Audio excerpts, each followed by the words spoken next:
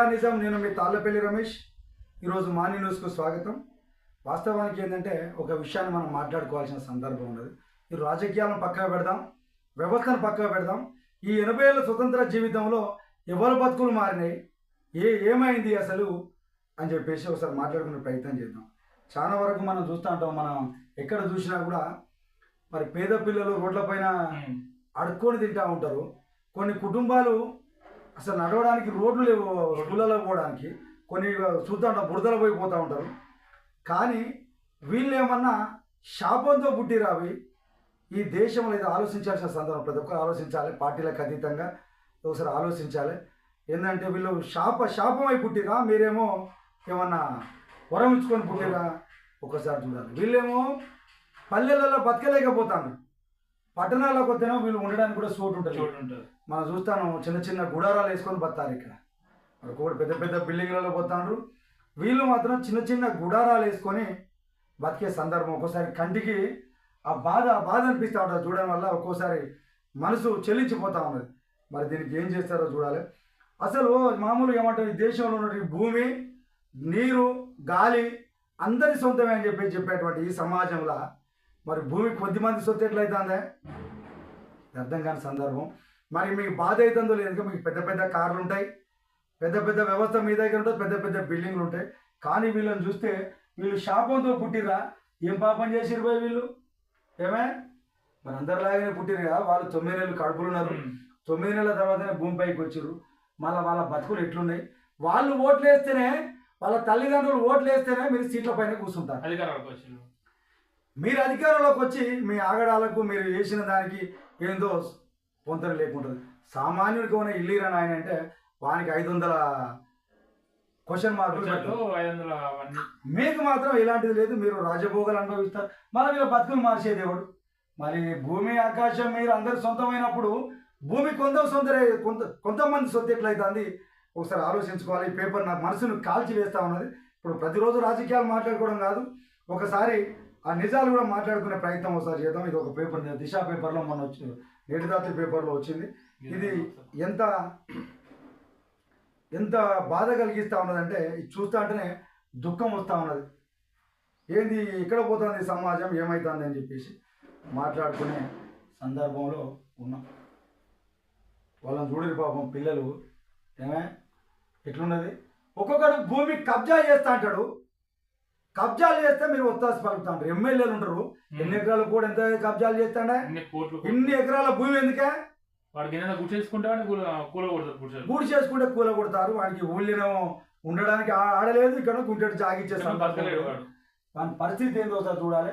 వీళ్ళు శాపగ్రస్తుల 80 సంవత్సరాల స్వతంత్ర భారతంలో ఇంకా గుడ్డకు నొచ్చుకొని ఎంతో రోడ్లపైన చూస్తాను, బాధ కలుగుతలేదు.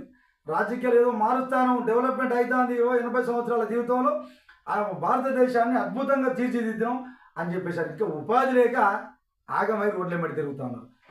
ఇంకా ప్రభుత్వాలు పిల్లలు ఇంకా కనండి వాడికి సొంత ఇల్లు కట్టిస్తాం అదే మన జనాభా ఇప్పటికి 140 కోట్ల జనాభా అయిందని చెప్పేసి అంటారు.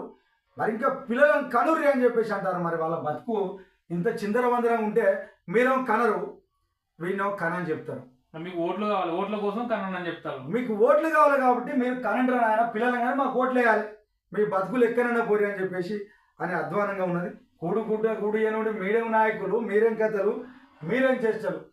పల్లెల్లో బతకలేరు, పట్టణంలో చోటు దొరకదు. గాలి, నీరు, భూమి, ఆకాశం అందరివి అంటారు. భూమిని మాత్రం ఖరీదు చేసి పేదలకు దూరం చేస్తారు. ఎవడా ఇంత ఖరీదు చేయనది భూమిని? ఇంత ఖరీదు ఎందుకు అయింది?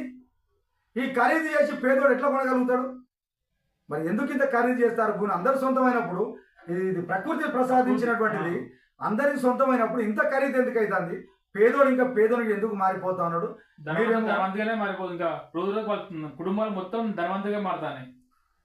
పిల్లలను కనురు అని చెప్తారు. వాడు ఎట్లా చదివించాలి? వీడు పిల్లలను కనురు అని చెప్పి హాస్పిటల్కి ఎట్లా పోవాలి? వీడు ఇదంతా మీకు పిల్లలను కానీ వారదేం గురిపోయి ఇక యువకులు కావాలంటే యువకులకు ఉపాధి లేకుండా చేస్తారు మీరు. మరి యువకుడు వచ్చి ఏం చేస్తాడు మీకు? ఇదేం అర్థం కాని సందర్భంలో ఉన్నది. యువత తగ్గిపోతుంది అంటారు, వయసు వల్ల వాళ్ళు పెరిగిపోతున్నారంటారు. జనాభా దేశానికి భారమని గతంలో అన్నటువంటి ఈ ప్రభుత్వాలు వీళ్ళే ఇక ప్రజలను కనవరి అని చెప్పేసి అంటారు. కుటుంబాన్ని ఇంకా ఆ రోడ్లపైన ఆడుకొని ఈ ఒక్కోసారి బొమ్మలు చూస్తా అంటే మీ పిల్లలే ఏ విధంగా ఉంటే ఎట్లుంటుందా? ఎవడైనా ఏం కోరుకుంటాడే? భూమి మీద పెట్టినోడు సంతోషంగా ఉండాలి, మంచిగా ఉండాలి అని చెప్పేసి కోరుకుంటాడు. కానీ ఇంత అధ్వానంగా ఉంటే ఎవడు కనాలని చేస్తాడు, ఏం కథో చూడాలి. శతాబ్దాలు గడుస్తున్నాయి. ఈ ఎన్నో ఇప్పుడు 80 సంవత్సరాలు అయింది స్వతంత్రం. ఈ భారత బ్రిటిష్ అర్ధరాత్రి వదిలిపెట్టిపోయిండు. మరి వీళ్ళ జీవితాలు అర్ధరాత్రి చీకట్లోనే మలిగినట్టే ఉన్నాయి. ఎవడైతే ఆ రోజు సంతకాలు పెట్టి స్వతంత్రం వచ్చినప్పుడు ఎవడైతే మేలుకున్నాడో వాడు ఇప్పుడు మేలుకుంటూనే ఉన్నాడు అట్లా. ఇంకా కానీ వీళ్ళని ఇంకా అట్నే ఉంచి వాళ్ళని ఆగం చేస్తా ఉన్నారు. గుంటాడు భూమికి కూడా నోచుకోలేకపోతాడు. ఆఖరికి ఒక్కొక్క 100 గజాల భూమి లేక రోడ్డు పైన చిన్న గుడిసెలు వేసుకుంటా ఉన్నారు. మరి వీళ్ళ జీవితాలు ఎట్లా?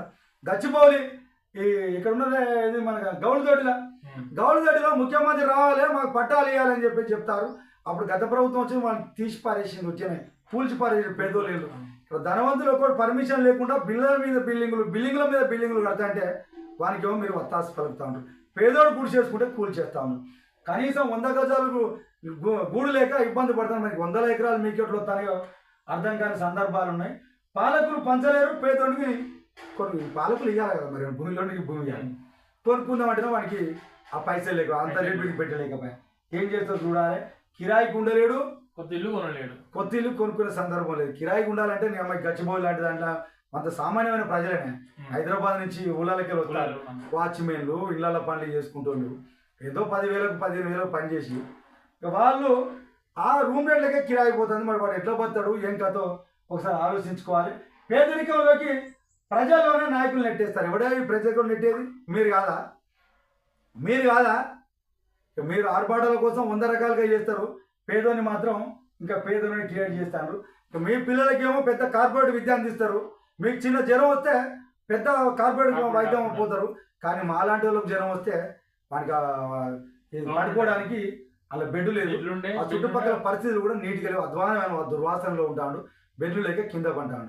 దాంట్లో ఒక్కరోజైనా పోయి మీరు వైద్యం చేసుకుంటారనే పోయి మేము ప్రజలకు ఉచితం ఇస్తాం, బియ్యం ఇస్తాను. బియ్యం ఒకటే కాదు కదా ఇవ్వడానికి. వాళ్ళ స్థితిగతులు బాగున్నాయా? వాళ్ళ విధంగా ఉన్నారా?